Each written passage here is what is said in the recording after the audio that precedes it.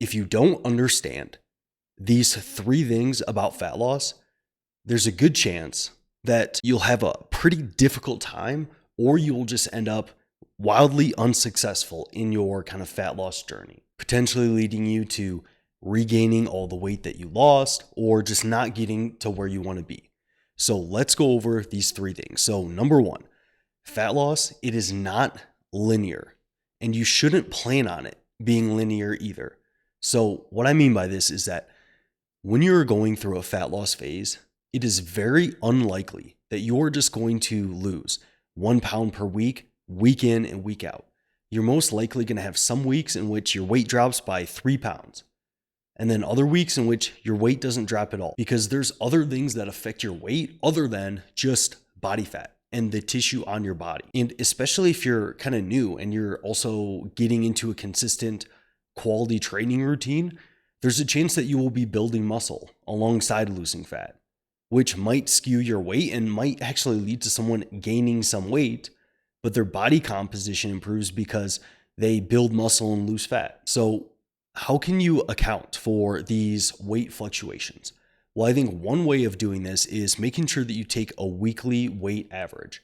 So weighing yourself pretty much every day, at least 4 or 5 times a week, getting the average of that, and then just comparing your weekly weight averages to see if your weight is trending down. And I would say that if you haven't noticed your body composition has improved, and you also haven't noticed the weekly weight averages down across 2-3 weeks, then it's time to make a change. But if you just have 1 week in which your weight stalls a little bit, but maybe you look in photos or your clothes fit a little bit better and you've clearly made progress, I would definitely not make any changes at that point. And then alongside this, you can also look at your hunger levels as well. If your weight hasn't moved, but you've been pretty hungry and you're getting that physiological cue that you are in an energy deficit, there's a chance that you still are. And that is still an indicator that you are in a calorie deficit, losing weight. But I would still look at other things like how are you looking, how are your clothes fitting, and kind of combine these things all as indicators on whether you're making progress and whether you need to make a change. So I'll take weekly weight averages.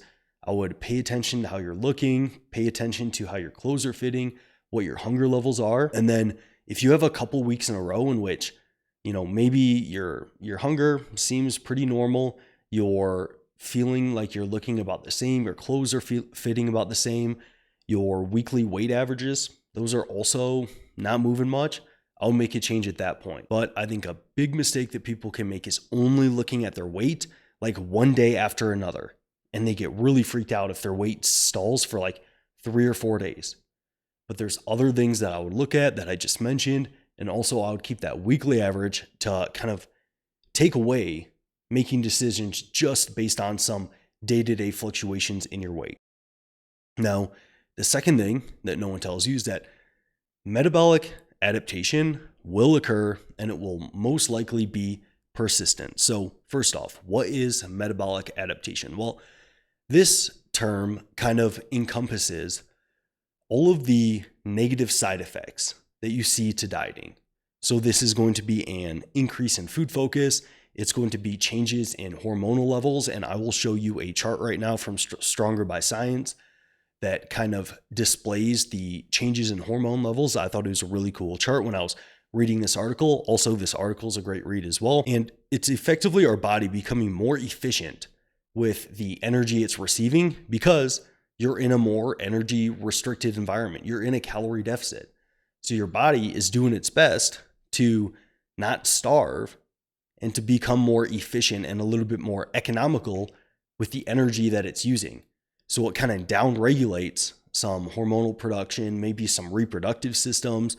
I know some people know that when they get super lean, they kind of don't want to do other things. So with that, and this also includes seeing your total daily energy expenditure decreasing a little bit. Now, what leads to metabolic adaptation? Well, there's kind of 2 main components that lead to it. Decreases in body fat levels, as well as being in an energy deficit, which kind of sucks because if you think about it, if you lose body fat, a significant amount of body fat, it's not enough to just restore your calories to maintenance and pulling yourself out of the deficit. Yeah, that's one component and that will most likely help. But there is a component to metabolic adaptation that is body fat regain.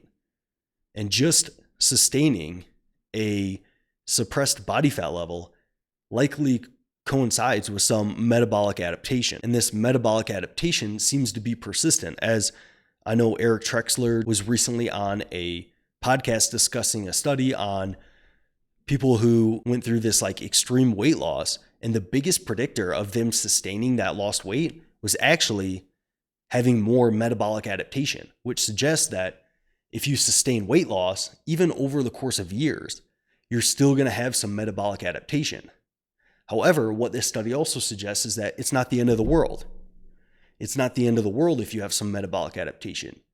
If you do, you can still maintain that lost weight. Myself personally, I was about 220, 230 pounds, and I dropped down to about 155, somewhere in there.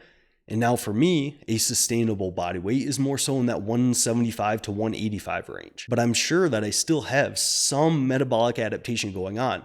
And I would say generally, anecdotally, I noticed that I have a very large appetite, comparatively speaking. Now, some of that could just be genetic, but I kind of have a hunch that some of it could be I still haven't quite fully returned to kind of normal hunger signaling and stuff like that. And that's just kind of something that I'm willing to live with because I don't want to go back to that body fat and I'm just not going to accept going back to that. So what does this mean for you? Well, since we now know that metabolic adaptation, it does indeed occur and it is indeed persistent, I think it becomes more important to make sure that you have a plan while you're dieting to try to limit metabolic adaptation to some degree, or try to make it more adherable. So how could you do that? Well, if you're not on like a strict deadline, I think using maintenance phases and diet breaks is generally a good idea. So I think a good rule of thumb is after you've lost about 10% of your body weight, you're probably likely starting to see some significant metabolic adaptations, some negative adaptations to dieting, increased food focus, seeing your performance in the gym go down. Maybe you're just not into the bedroom anymore, whatever it might be.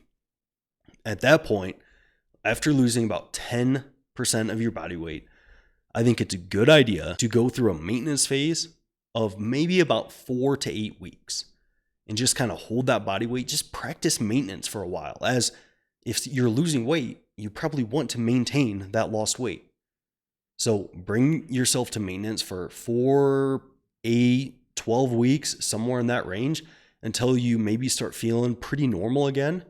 And then you can dive back into a deficit and continue that process. And I think that's going to help kind of limit some of that metabolic adaptation that you might see, or have some of it build up too much, because the two main components are being in an energy deficit, which this diet break will help you with. But as we kind of talked about, it still might not help with the body fat reductions leading to metabolic adaptation.